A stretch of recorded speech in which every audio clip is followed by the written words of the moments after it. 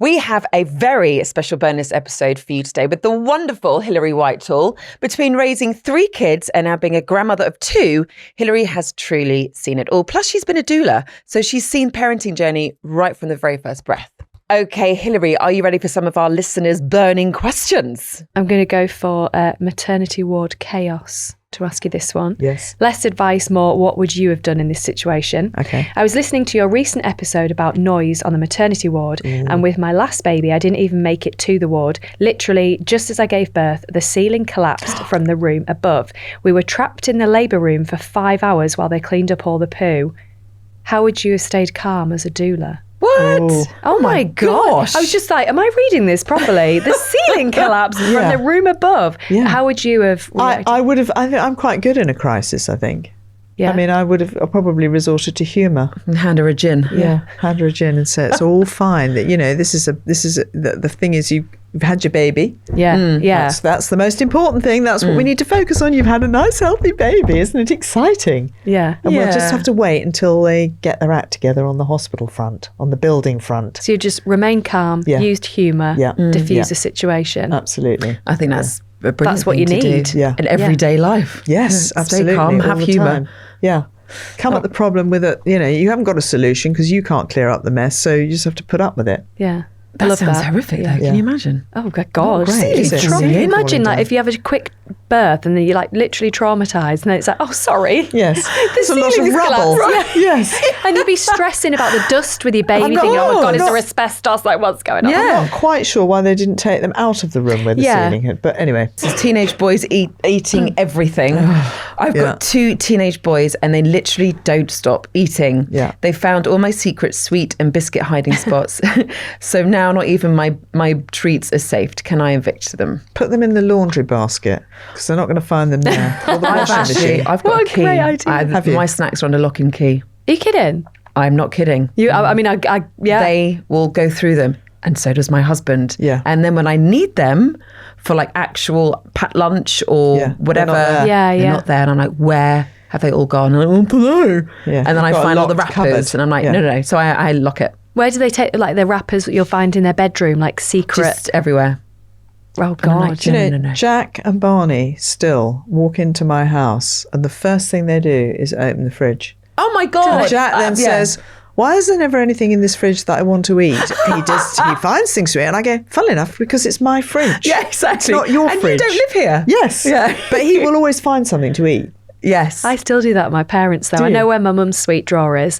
And I tell you what, if there's Reese and chocolate cheese in there, I'm having them. But I'll open their fridge. Yeah. And I don't know. It's not necessarily that I'm hungry. I just want to have a little look and see what they've got. You know, my brother does that. My brother will come into my mum's house and just open the fridge. But my mum's like, oh, George, what would you like? Whereas if I did it, and my sister, my mum's like, get out. My mum used to have little pickers wear bigger knickers written on the fridge, a moment on the lips, a lifetime on the hips. She was a Weight Watchers girly. Yeah. So I'd go to the fridge and be like, oh yeah, and we'd go to the market on a Saturday and you'd buy like 20 Kit Kats that were like white for a pound. Yeah, They didn't taste like chocolate because they were like 10 years out of date. Yeah. And we'd have all these awful chocolates in the fridge. And my mum used to have these like gourmet Weight Watchers curries and microwavable meals, these delicious things. And we'd just have like waffles and beans for our dinner. Yeah. Yeah. And then we'd have this amazing gourmet thing. But yeah, she used to have all these things written on the fridge. And you just think that era, that generation of growing up, it's like you would never write that on your fridge now because that's that you wouldn't want your kids to see that. No. Having a daughter as well, I'd be like, oh God, you don't want to have to see my things mother like was on a that. permanent diet. Yeah. And actually, I probably have been slightly guilty of that. And I thank God Molly is very sensible. I mean, I did teach all mine to cook. That would be my other advice, is teach them to cook so that they can be self-sufficient. They're all far better cooks than I am now. Oh, really? Yeah. That's good advice. Do they cook when they actually. come round to you? They will cook and we go to them, and they're much more adventurous than I am. So I have another one for you. Yes. Okay. Help, it says at the beginning. Help. Yeah. February half term's coming up. How do I survive a week off with the kids? I'm already dreading the 6 weeks in the summer. Any tips for keeping my cool and not losing the plot? I think activity. Yeah. I mean, certainly you will appreciate this. If you've got boys, they have to be outside. They have to be run like dogs. do they not? Absolutely. So greyhounds. lot Twice a of day. sport. Yeah, a lot of sport, a lot of outside. Even in February, you wrap them up in a coat and a scarf and out you go. It's good for you as well, isn't it? Getting the fresh air. Yeah, exactly. We always used to do creative stuff as well. So we would do things. I said, right, we're going to make some police warrant cards today. We're going to be secret agents. I love those police warrant cards. I'm totally going to do that. Love a sticker.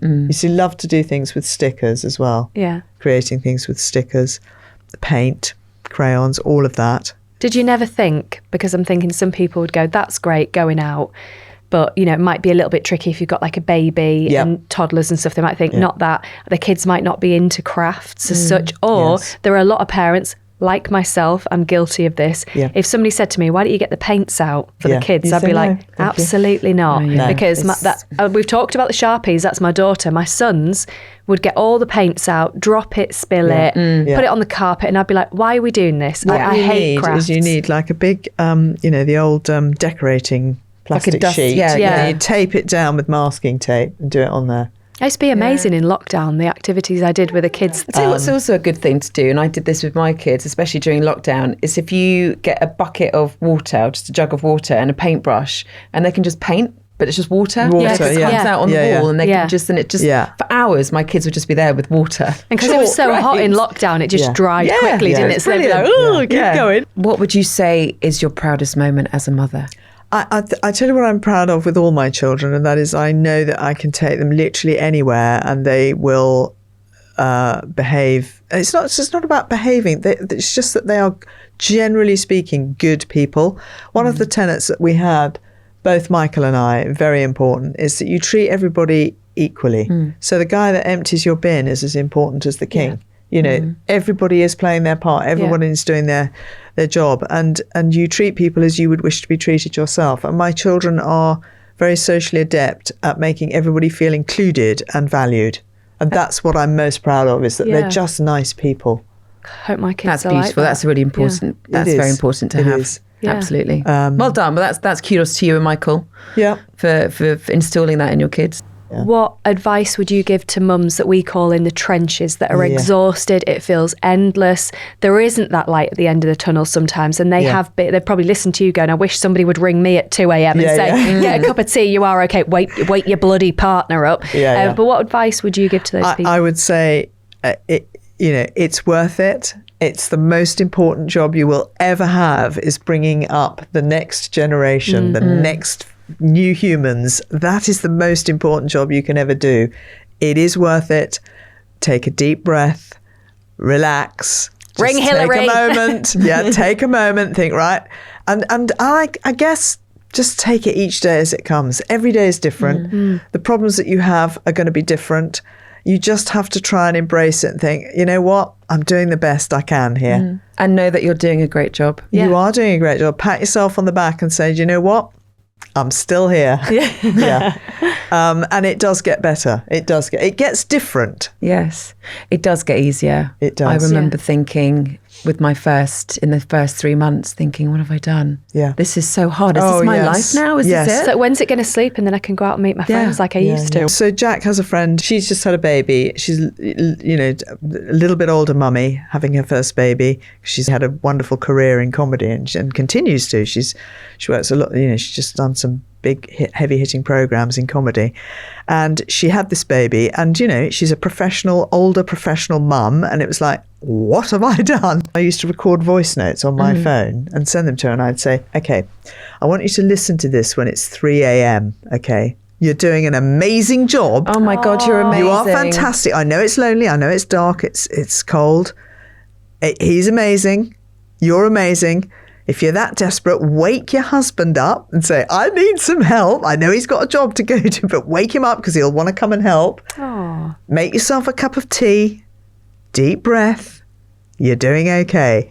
Oh, that's wonderful. Can we just clip that? Because I'm going to play. My daughter was up 3 times last night, one of which vomiting. So I want to hear that. I'll send you voice notes. Need. Yeah. But you should do waterproof sheet over the sheet. You should have like your own Spotify playlist just with positive affirmations to new mothers, because we all need to hear it. My mother always said to me, you just have to be a good enough mother.